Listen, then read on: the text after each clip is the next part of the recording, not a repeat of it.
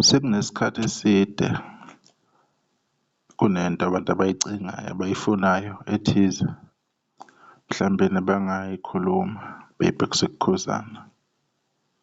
Sekunesikhashana impela sike sabona laphana amanamba o-Spotify, oma-top 10, top 20 ebuyiswa kaningi. Sabona amavidiyo ebakhona enziwa kwakuthuleka, kwabonakala ukuthi ena ayisebenzi leyo nto leyo. Kwaba ney'nkulumo ey'vela emaqhaweni athize ezama ukugudlisa phela, kwabonakala ukuthi akusebenzi lokho. Njengamanje sekuzosondela iy'ndaba zokukhishwa kwemisebenzi yabantu abathize. Sekufuna le-distraction ezokhipha uKhuzani kulayini, afokhase kuleyo toxic energy abazama ukuthi bemuse kuyona uKhuzani. Ngiyacabanga mhlawumbe nabantu bayabona ukuthi ngibheke nale ndaba. Ama-Blue Nations aya-understand-a ukuthi as much as abantu belapho bekhona bephumelele, benama-hit, becula namantombazane, iy'ntokazi lezi zakumapiyano bey'feature-risha, kodwa somewhere somehow kunento ethi kodwa bangamu-disturb-a kanjani uKhuzani, you understand? Ukuthi izinto ezenzakalayo lapha emculweni kuma-stage lapha asizazi, sinokuthola ividiyo kwesisikhathi esiwu-half ingaphelele, ugcine ungazi ukuthi yena mhlawumbe inkulumo kwenzakaleni, uqalephi. Kodwa ikhona lento abalandeli abalokhu beyiplanta kubantu abathize, especially abantu abasondele nobani, no-SK. Ikhona leyo nto leyo ukuthi na kube nomqondo abawuplantayo engathi banga-act-a ngendlela ethize lapho kunoKhuzani khona. Into engiyithandayo ngoKhuzani, uya-understand-a kahle kamhlophe ukuthi yena ama-plans athini, ahamba kanjani. UKhuzani akasekho kulesi siteji lesi sokuhamba ekwebhana nabantu sekuthiwa khona kade bangakhona. Leyo nto leyo isingaphezulu kwesikhathi asesiphilile emculweni, isingale. Into engeke isamsiza ngalutho leyo ukubanga lezi zinto lezo. So ingakho uKhuzani nimbona ewulo muntu oyena. Mhlawumbeni kubanye abalandeli abanye uma bembona mhlawumbe ethule kwesinye isikhathi engavezi imbono, mhlawumbe beze becasuke, including me, nami ngike ngidineke kwesinye isikhathi ukuthi eyi, koda-ke lapha-ke lento uyiyekeleni, not knowing ukuthi yena iphalishi lakubo uKhuzani leli, iphalishi ley'ngane zakhe zakwaMpongose.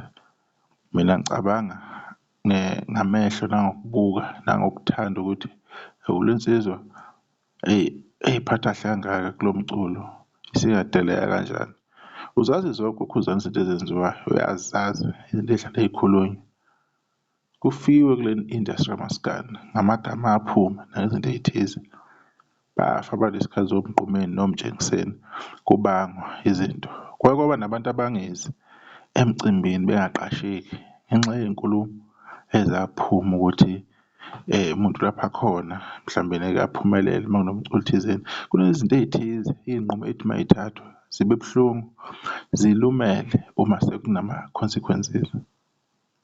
So ngiyacela nje ukuthi abaculi mhlawumbeni bengashiselwa amakhanda, bengaxabhelwa inhloko umuntu, azazibona ukuthi maybe mayazana no-SK ngandlela thize bese zibona ngathi mhlawumbe useyinto enkulu.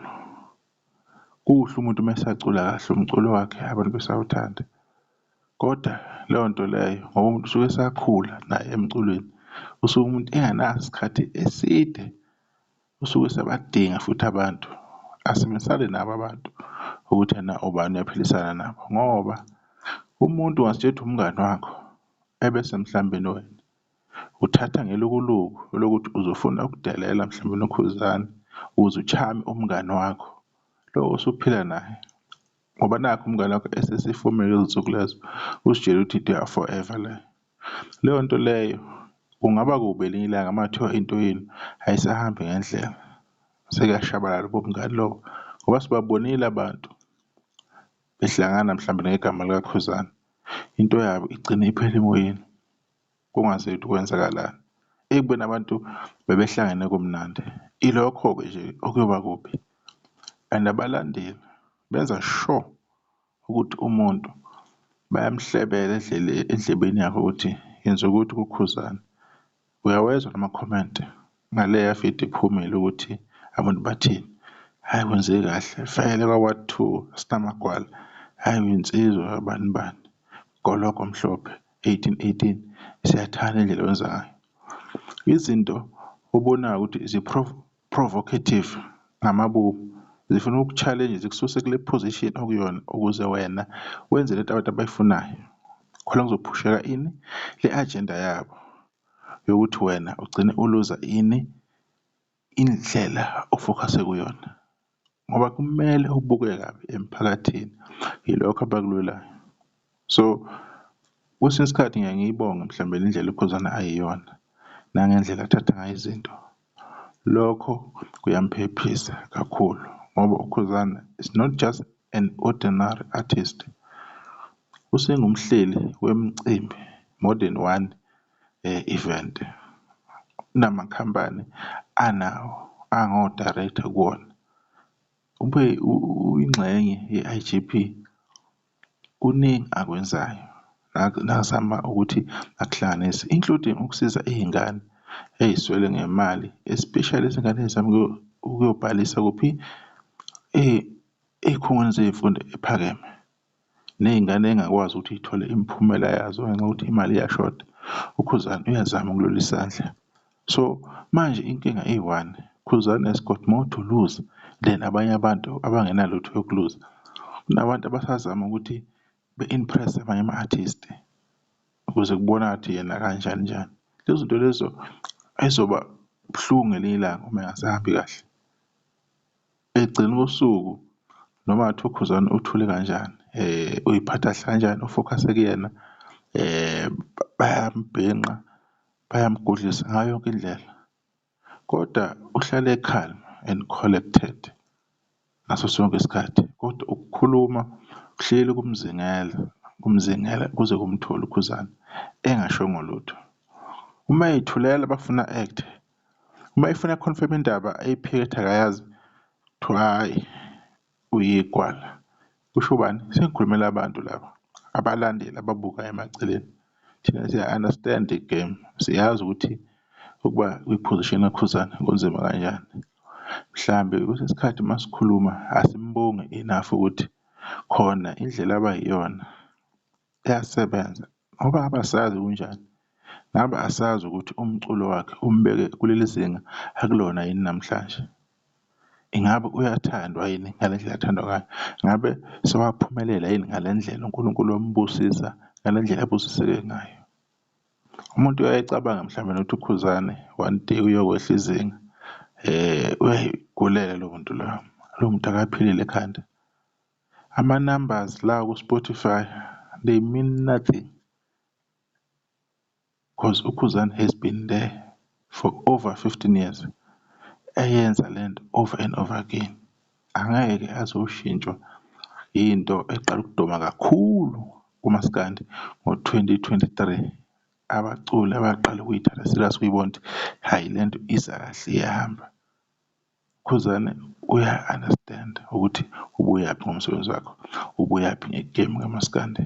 So ngithi mina abantu bangamchukuluzi mhlambeni, bengalokhu befuna ukuthi yena kugcina kuvela amagama athize, amagama angenasidingo, amagama angeke asize lutho, ngoba lokho kuyawubulala umculo, akuwenza umculo uye phambili, akwenza umculo ukuthi ube nesigqi, kunalokho sibuyele emuva. And again sibuyela kule nto yokuthi yena noma abantu kumaskandi abaculi bengenza kanjani, kodwa kunabalandeli abangeke beyikho happy ngokuthi kusenomuntu ofana noKhuzani ngoba they know ukuthi uyi-threat kangakanani, yini angayenza kumaskandi ibhincisele enxanye ini amaqhawe abo. So inkinga kuba yileyo ngoba nibona kuhlale nakho ukudonsisana, kuhlale kunezinkulumo bephushe le agenda ukuze i-fit i-agenda ukuthi kwenzeke into ethize noma kungenzakalanga. Yilokho nje bengifuna ukudlulisa. Ngixolisa ngevidiyo ende nisale kahle.